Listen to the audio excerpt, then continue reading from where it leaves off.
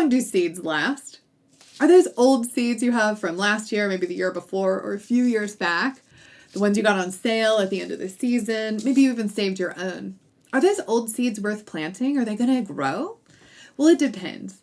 In this video, we're going to talk about what makes the difference, the typical lifespan of some of our most common seeds, and I'm going to show you a simple test you can do at home to test the viability of your seeds. That way you can plant them with confidence or order new ones.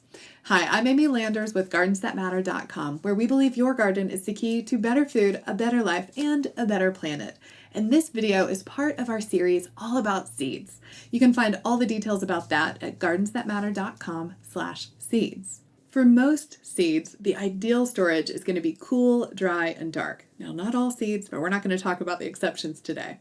We want cool, dry, and dark. So if your seeds have been in a space that's really humid or hot or fluctuating, hot, cold, like an unheated garage, those seeds are not going to have as long of a lifespan. They might have sprouted, they might have started to rot, and so you'll want to really look closely at those.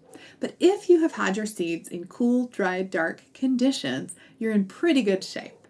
Now, another video in this series will go more in depth about organizing and storing your seeds well. But for today, you can estimate that if your seeds have been cool, dry, and dark, most vegetable garden seeds are going to last around 3 years. Now, there's some, like onions, that are notoriously short-lived. These are about a year, and after that, the germination rate really drops off. And then we have some that will last much longer than 3 years. Things like melons, watermelons, some of our squashes, tomatoes. Some of those seeds will last 5 to 10 years. And then in the middle, we have a lot of our typical garden seeds. Things like our brassicas, cauliflower, broccoli, spinach, lettuce, beans, corn. All of those will typically last around 3 years if they're stored well. Now, if you want to dig into that a little bit more about the specific seeds you have, I'm going to link to a table from Margaret Roach at awaytogarden.com. She pulled together research from Fedco and Johnny Seeds and a couple of research universities to kind of put this table of typical lifespans of seeds together. But the best way to know if your seeds are viable is to test a few. So let me show you how to do that. First, you're going to gather a few materials. First, you need some seeds that you're going to test. I recommend testing around 10 if you have enough. Paper towels or coffee filters to hold moisture around your seeds. Something to hold the wet material, so a plastic bag, a plastic container. Water, a spray bottle is great. And then you'll probably want a marker and maybe tape to label your test and some sort of tray to hold it all in. Second, you're going to pre-soak your larger seeds. If you're testing something like peas or beans, go ahead and soak those for about 8 hours before you start this test.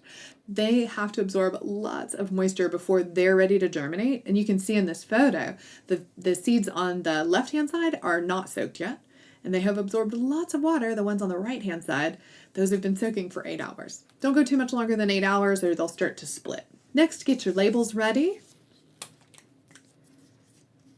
So we'll do radish.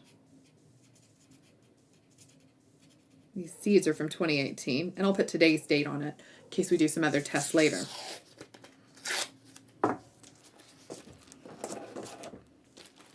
Step 4 is to moisten the material you're going to use around it, the coffee filter or the paper towel.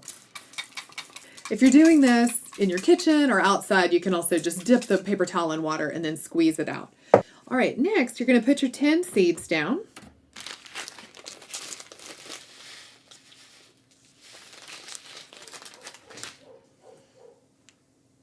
It doesn't have to be exact. Then you can give them a little spritz if needed, and then go ahead and cover them up. From here, if you're going to put this into a plastic bag, you would just roll the paper towel up and tuck it into the plastic bag. But in our situation, we're just going to leave them in these trays and use that bag for something else. And so you can just leave it folded over. That way it stays, those seeds will stay moist. Cover them up, loosely closed. You don't need to seal it. You don't need to seal up your bag because you do still want air to be able to move around these seeds. From there, store your samples out of direct light in a warm place 3 to 5 days. After 3 days, open them up and look for the radicle. That's that first rad little root to come out of the seed. And if you see plenty of them, it's time to count your results. If not, roll them up and put them back away, give them a little spritz, and then check them again another day or two later. In your results, you're looking for the number of seeds that sprouted. So if you had 8 out of 10 seeds sprout, you've got an 80% germination rate. You also want to look at vigor. If your radicals look more wimpy than rad, then you may want to start with some fresh seeds instead. Finally, you can plant these tiny little sprouts. Maybe a toothpick is a good tool to use for the smallest of seeds. Move them into a nice light soil mix, just a little bit on top, it doesn't take much, and then they can grow from there. And that's how you do a simple germination test at home. Are those old seeds any good? Test them to find out. For more garden goodness, especially about seeds, come on over to gardensthatmatter.com/seeds.